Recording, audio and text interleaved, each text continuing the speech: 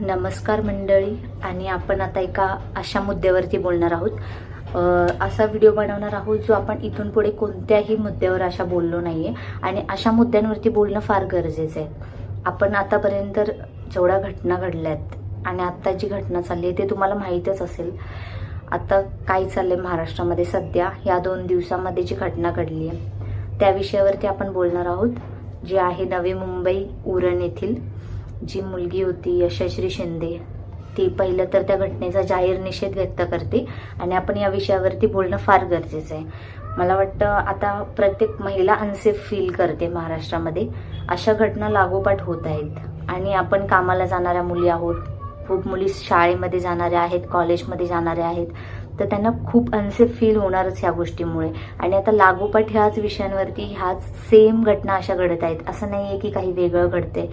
अशा क्रूरपणे ज्या हत्या चालल्यात त्याचा आपण जाहीर निषेध प्रत्येक जातीतल्या धर्मातल्या जे महाराष्ट्रात राहतात त्यांनी निषेध करणं गरजेचंच आहे. आणि एक यूट्यूबवरती व्हिडिओ बनवून टाकण्याचं पण असं आहे की सोशली पण आपण व्यक्त करणं गरजेचं आहे. कारण की आता आपण समाजात किती पण बोललो, काय पण केलं तरी ते पोचत नाहीये लोकांपर्यंत. पण आपण एक छोटासा व्हिडिओ पोस्ट करतोय किंवा काय, त्याच्यामधून लोकांना चांगला संदेश भेटत आहे, तर नक्कीच आपण असे व्हिडिओ म्हणून सोशल मीडियावरती पोस्ट करण्यात काही हरकत नाही असं मला वाटतं. आणि मला असं वाटतं की तिचं वय 20 वर्ष, एवढ्या कमी वयामध्ये असा मृत्यू एखाद्या व्यक्तीला कधीच येऊ नये.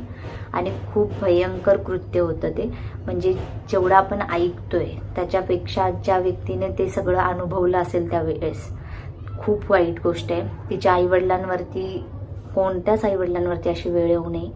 पण तिच्या आईवडिलांना आता काय वाटत असेल, आपण एक माणूस म्हणून, एक व्यक्ती म्हणून आपण ते समजू शकतो की असं आपल्या आईवडिलांना आपण तिथे ठेवलं त्या ठिकाणी, तर आपण समजू शकतो की किती वाईट घटना आहे ही. आणि कोणत्याही जातीच्या, कोणत्याही धर्माच्या मुली असो किंवा मुलं असो, त्यांनी पण आता एक सीमा किंवा काहीतरी असे नियम काढले पाहिजेत की मुलींना अशा घटना करताना 10 वेळा विचार केला पाहिजे. मुलींनी सुद्धा किंवा मुलांनी सुद्धा. कोणाला आपण मारतोय, कोणाला तरी क्रूरपणे आपण एखाद्याची हत्या करतोय, तर अशा वेळेस त्या व्यक्तीचा असा विचार आला पाहिजे की असा काहीतरी नियम आहे ज्याच्यामुळे मला किंवा माझ्या फॅमिलीला त्या गोष्टीचा त्रास होऊ शकतो. असे नियम पण येणं गरजेचे आहेत आता. कारण की आता जे 4 वर्ष चालले आहेत त्या 4 वर्षात लागोपाठ अशा किती घटना घडल्या आहेत की सेम प्रकारे मारण्यात येत आहे. हात पाय कापणे म्हणजे किती तो त्रास त्या जीवाला होत असेल त्यावेळेस. आपण नाही बोलून पण नाही समजू शकत. आपण नाही समजू शकत त्यावेळी त्या मुलगीने जे सहन केलं असेल. आता मला बोलता सुद्धा नाही ते, एवढं वाईट प्रकार झालेला आहे हा.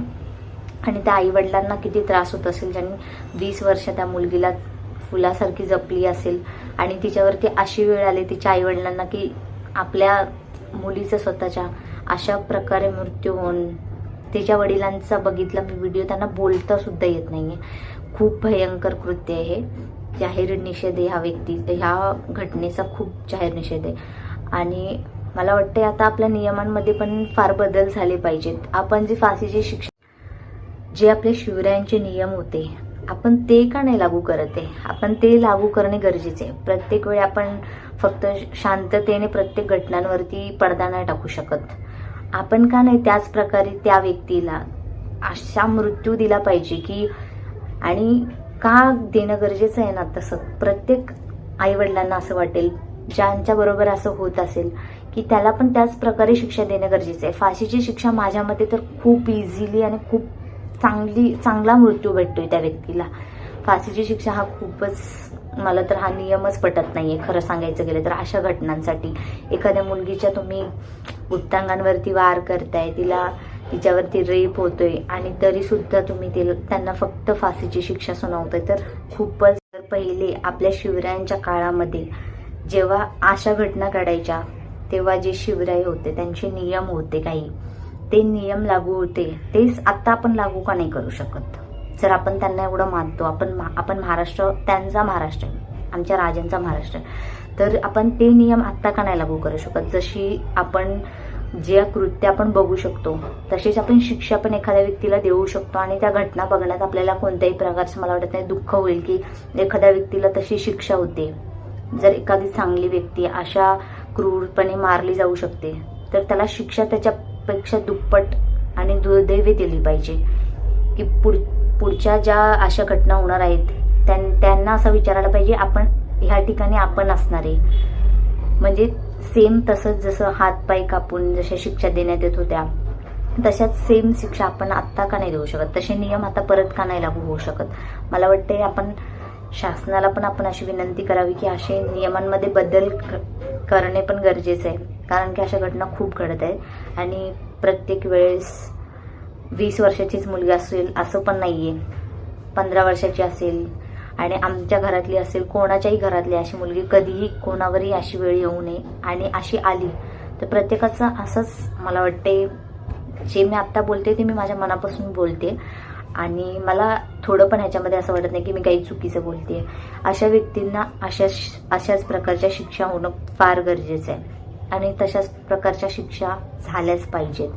आता आपण बदलणं पण फार गरजेचं आहे. नियम प्रत्येक वेळेस तेव्हाच ते चांगले असतात जेव्हा घटना तशा प्रकारच्या असतात. आणि एवढ्या क्रूर घटनांवरती आपण फक्त फाशीची शिक्षा देणं हा तर मला नियमच पटत नाही. आणि मी या गोष्टीचा जाहीर निषेध करते आणि माझा हा व्हिडिओ इथे संपवते.